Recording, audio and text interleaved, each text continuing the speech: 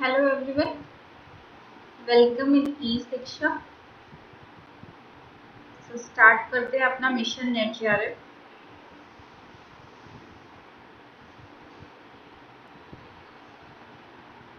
ठीक है, स्टार्ट कर रहे हैं हम लोग अपना मिशन नेट जीआरएफ 2021। पेपर 2 हम लोग पढ़ रहे हैं एजुकेशन सब्जेक्ट, शिक्षा शास्त्र विषय। इसका हम लोग यूनिट 3 पढ़ रहे हैं और इस यूनिट 3 की क्लास नंबर 19। अगर चैनल पे न्यू हैं तो इसे सब्सक्राइब कर सकते हैं। अगर आप पीजीटी एजुकेशन, यूपीएचईएससी और साथ में नेट जीआरएफ की प्रिपरेशन कर रहे हैं तो यहाँ का कंटेंट आपके लिए बहुत ही बेनिफिशियल होगा। शेयर कर सकते हैं अपने अदर फ्रेंड्स को जिसको इस लेक्चर की जरूरत हो। क्लास को ज्वाइन करना चाहते हैं तो आप मुझे इस नंबर पे व्हाट्सएप कर सकते हैं। तो चलिए आगे बढ़ते हैं। हम लोग लर्निंग की थ्योरीज यानी कि अधिगम के सिद्धांतों को पढ़ रहे थे। थॉर्नडाइक का सिद्धांत इससे पहले हम लोगों ने पढ़ा। अभी हम लोग पढ़ेंगे पावलोव का सिद्धांत।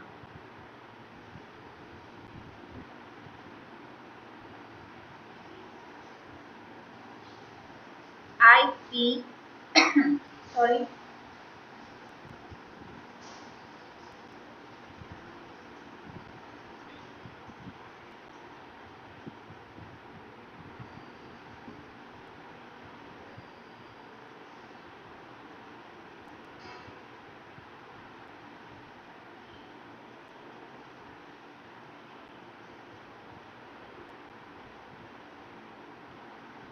IP पावलोव की हम लोग पढ़ेंगे क्लासिकल कंडीशनिंग थ्योरी।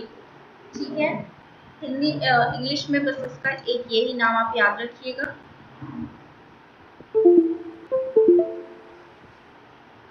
हिंदी में इसे कहते हैं अनुकूलित अनुक्रिया का सिद्धांत। अनुकूलित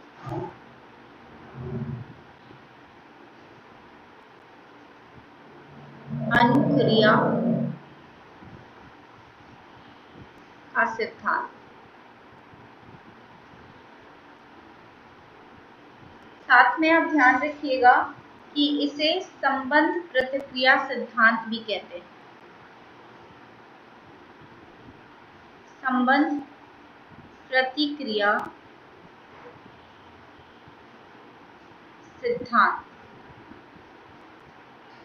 जिसे इंग्लिश में कहेंगे relative response theory. Relative response theory, ठीक है। और साथ में इसे संबंध प्रत्यावर्तन सिद्धांत भी कहते हैं। संबंध प्रत्यावर्तन सिद्धांत।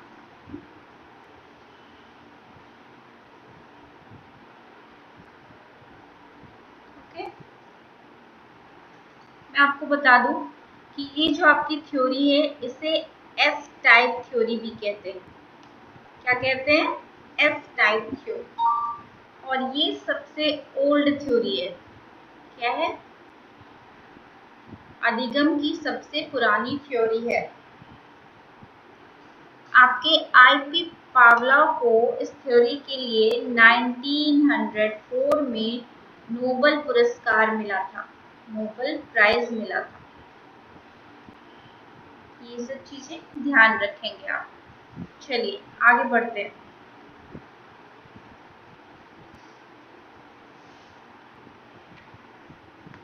ये आपके जो IP पावलोव थे इन्होंने अपना प्रयोग किया था डॉग पे, कुत्ते पे। ये याद रखिएगा क्योंकि कई बार पूछा गया है सारे उनका कि किसने किस पे अपना प्रयोग किया था, एक्सपेरिमेंट किया था। तो इन्होंने अपना डॉग पे एक्सपेरिमेंट किया था। इन्होंने क्या किया था उससे हम थोड़ा सा पढ़ लेते हैं। जैसा कि वो एग्जामिनेशन में आपके आता नहीं है बट एक बैकग्राउंड क्रिएट कर लेते हैं कि ये आई एम रियली सॉरी, मेरी ड्राइंग बहुत ही खराब है, मैं कुत्ता उत्ता नहीं बना पाऊंगी, बस आप समझ जाना।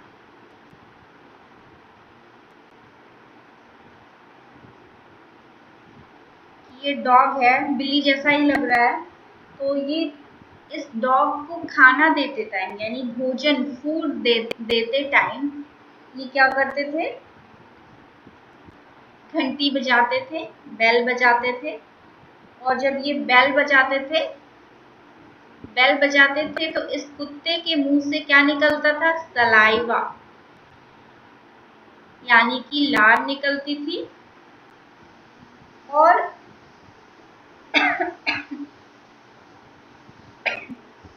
तब ये क्या करते थे, उसे फूड देते थे, खाना देते थे। यानी कि पहले बेल बजाते थे, घंटी बजाते थे, तो इस कुत्ते के मुंह से लार निकलती थी, सलाइवा निकलता था, उसके बाद उसे ये खाना देते थे।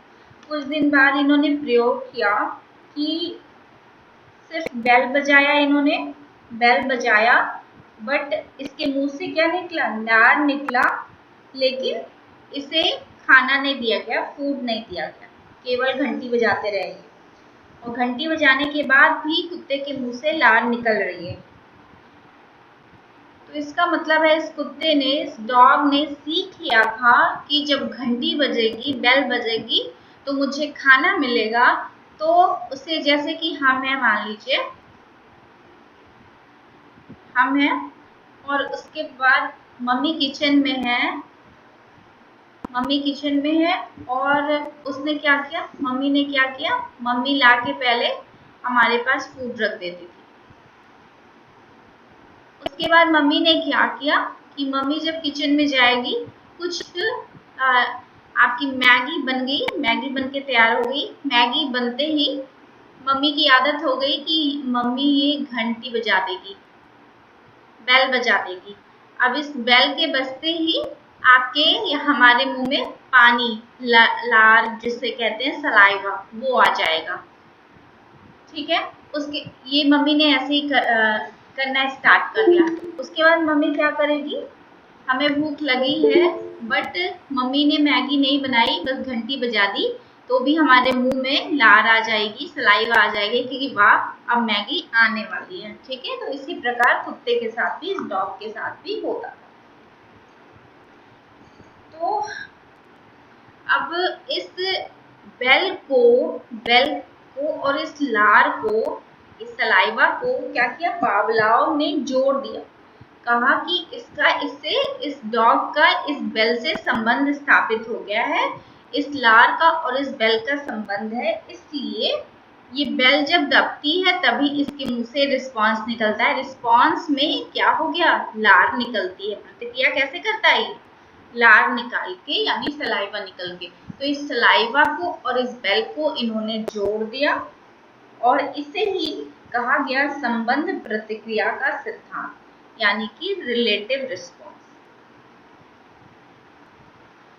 नहीं समझे हो तो एक बार पूछ लीजिएगा, बट मैं फिर से बता दे रही हूँ कि इस बेल का, इस घंटी का इस लार से संबंध स्थापित हो गया, क्योंकि जैसे ही घंटी बजती थी, ये स्टिमुलस होता था, वैसे ही यहाँ पे रिस्पॉन्स के रूप में, प्रतिक्रिया के रूप में क्या होता था, लार निकलने रहती थी। तो इन दोनों को क्या कर दिया गया, जोड़ दिया गया।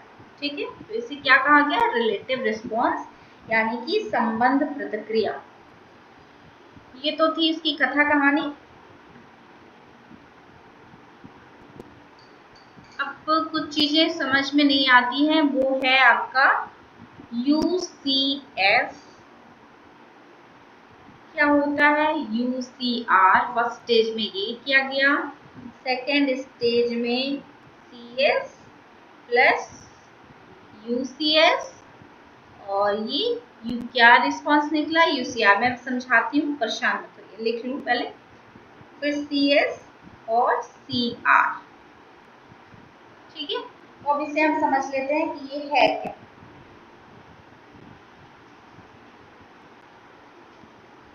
UC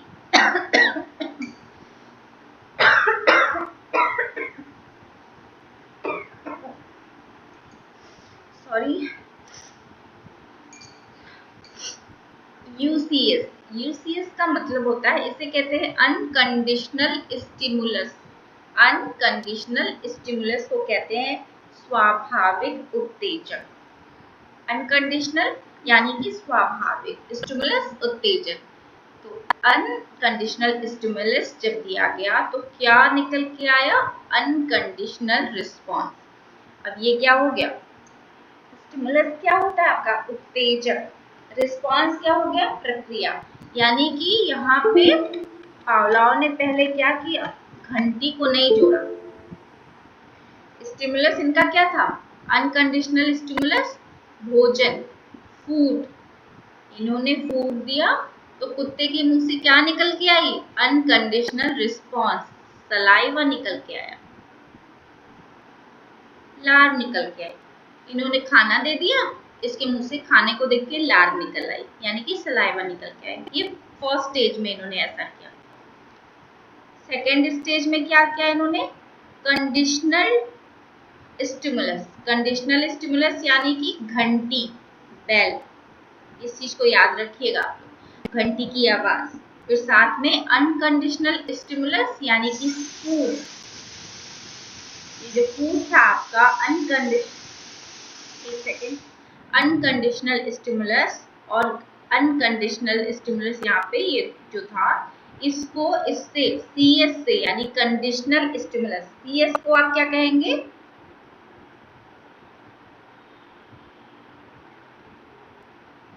इसे अस्वाभाविक उत्तेजक कहेंगे। USCS को कहेंगे स्वाभाविक उत्तेजक, इसे कहेंगे अस्वाभाविक उत्तेजक।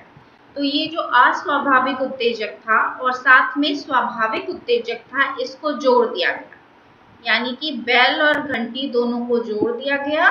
तो भी क्या निकला आपका? UCR, अनकंडीशनल रिस्पॉन्स निकल के आए।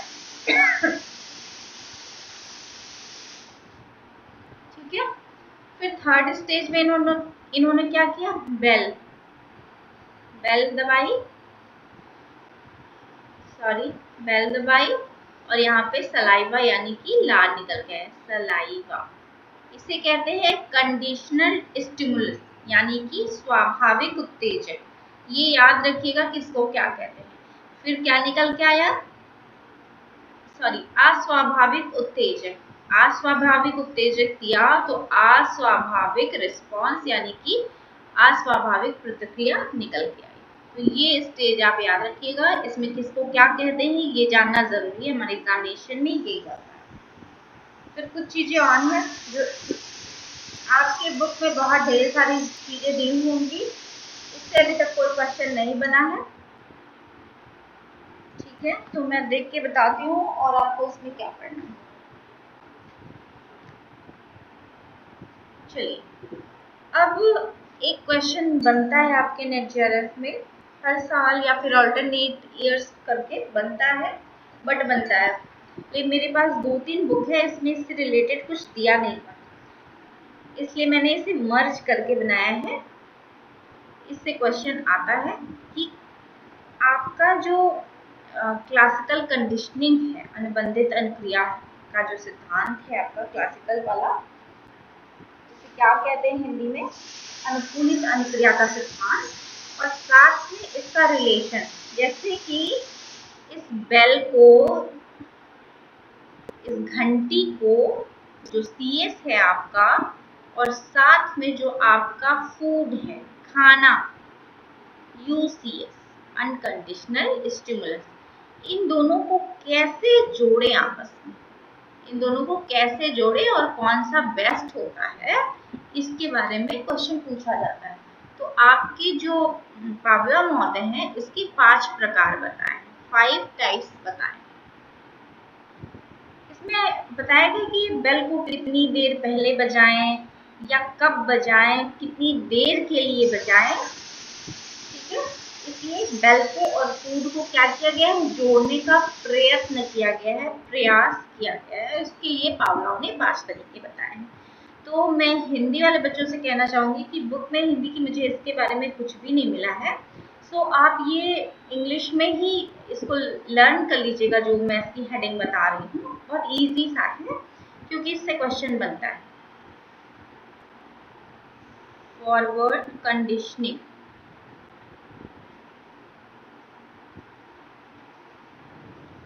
फॉरवर्ड को मतलब तो आप जानते ही हो कि आगे बढ़ना, ठीक है, आगे की तरफ। तो इसमें क्या करना है, क्वेश्चन इससे बना है, ये आप देख भी सकते हो। और देखिए इसमें क्या मिलेगा, CS पहले, उसके बाद UCS, और इसको बेस्ट तरीका माना गया है।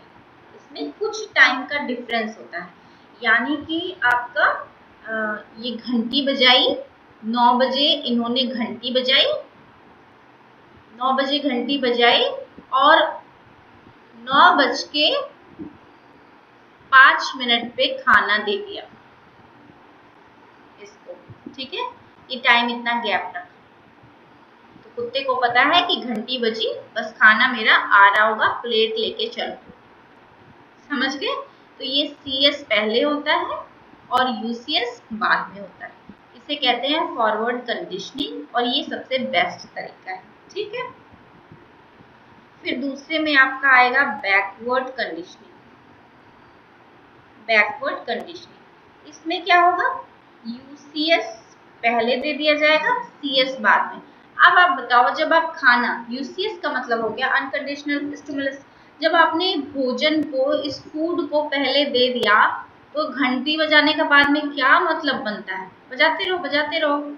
आपने खाना दे दिया, कुत्ता खाना खा के चला गया, उसके बाद घंटी बजाते रहना, कोई मतलब है इसका, तो एकदम बेकार सा मेथड है ना। फिर है आपका सिमुलेटिव,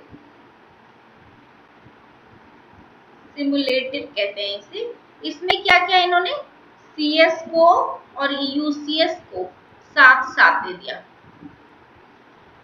साथ साथ दे दिया। अब ये क्या कर रहे हैं, बेल भी बजा रहे हैं, एक हाथ में घंटी बजा रहे हैं, जैसे हम करते हैं एक हाथ में घंटी बजाते हैं, एक हाथ से आरती दिखाते हैं, वही वाला हाल इन्होंने किया कि बेल भी बजा रहे हैं और फूड भी दिए जा रहे हैं। कोई मतलब है इसका, क्या कुत्ता यहाँ पे सीखेगा, डॉग कुछ नहीं सीखेगा। फिर फोर्थ नंबर है डिलेड। डिलेड, डिलेड कहते हैं ना बहुत देरी से। CS किया, फिर UCS। अब इन्होंने क्या किया, देखिए अब यहाँ दोनों एक तरह है, ये आप कंफ्यूज मत होइएगा, मैं अभी बात बता रही हूँ आपको। कलर, चलिए ये लेते हैं, यहाँ भी CS है, फिर UCS है, फिर यहाँ भी CS है, UCS है, तो कंफ्यूज मत होइएगा। यहाँ CS UCS में क्या किया है, डिलेड है। CS दिया गया आपका 9 बजे और ये UCS दोपहर के 12 बजे। क्या कुत्ते के पास घड़ी है, वॉच है क्या उसके पास, हाँ, कि वो देख के फिर आ जाएगा 12 बजे की, 9 बजे घंटी बजी थी, अब 12 बज गया, चलो अपनी प्लेट लेके चल दो। तो ये बिल्कुल बेकार मेथड है। यहाँ पे क्या हुआ था, CS UCS के कुत्ते को पता था कि जैसे घंटी बज रही है, प्लेट लेके पहुंचो, तब तक खाना आपको मिल जाएगा, ठीक है। ये हो गया आपका।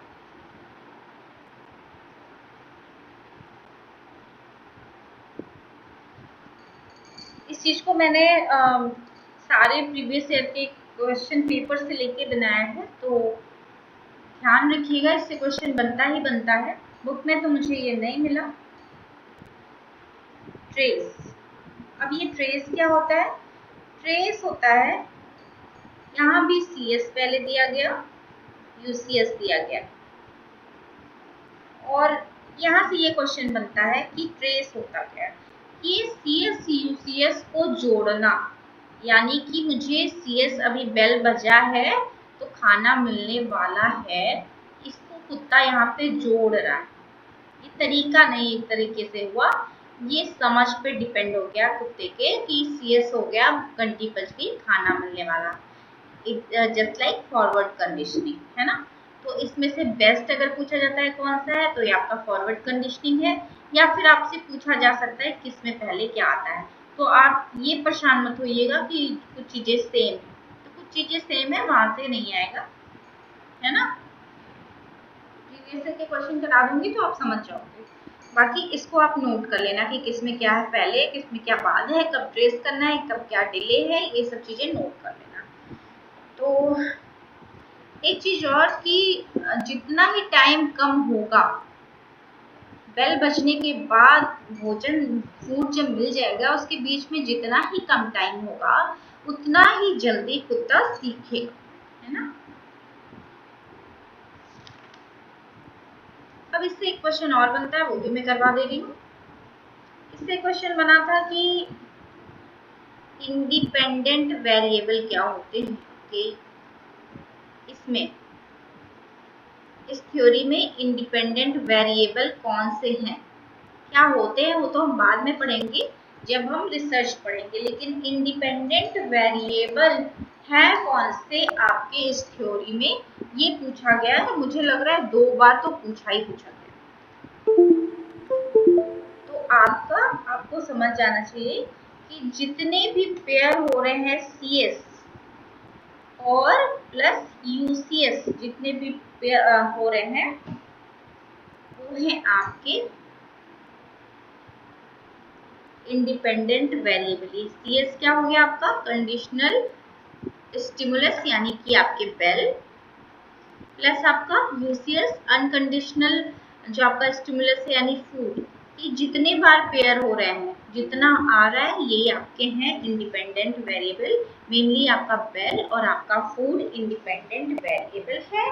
और आपका डिपेंडेंट वेरिएबल, इंडिपेंडेंट का मतलब होता है आश्रित चर, ठीक है, ये निराश्रित चर हो गया। डिपेंडेंट आश्रित, सॉरी, डिपेंडेंट को शायद आश्रित बोलते हैं। हिंदी वाले में थोड़ा कंफ्यूज हो जाती हूँ, देख के बता दूंगी, लेकिन इंग्लिश वाला ये आप नोट कर लीजिएगा, अनाश्रित बोलते हैं शायद, डिपेंड जो ना रहे, है ना। तो इंडिपेंडेंट वेरिएबल आपका, फिर है डिपेंडेंट वेरिएबल कौन सा है, ये पूछता है, आपका पूछा गया है। तो आपका डिपेंडेंट वेरिएबल सलाइवा है, यानी कि लार है, जिसे हम यहाँ पे क्या कहेंगे, CR या फिर UCR। अगर पूछा जाए कि UCR CR क्या है, तो ये डिपेंडेंट वेरिएबल है आपकी, ठीक है। तो ये आपको डिपेंडेंट का मतलब हो गया किसी पे आश्रित होना, इंडिपेंडेंट का मतलब आश्रित होना नहीं।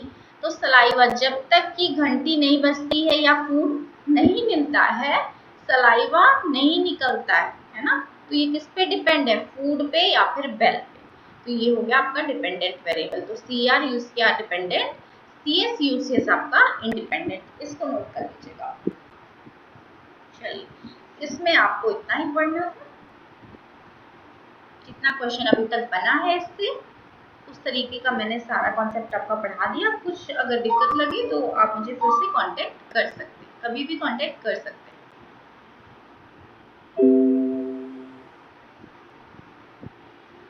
चलिए, मिलते हैं नेक्स्ट लेक्चर में।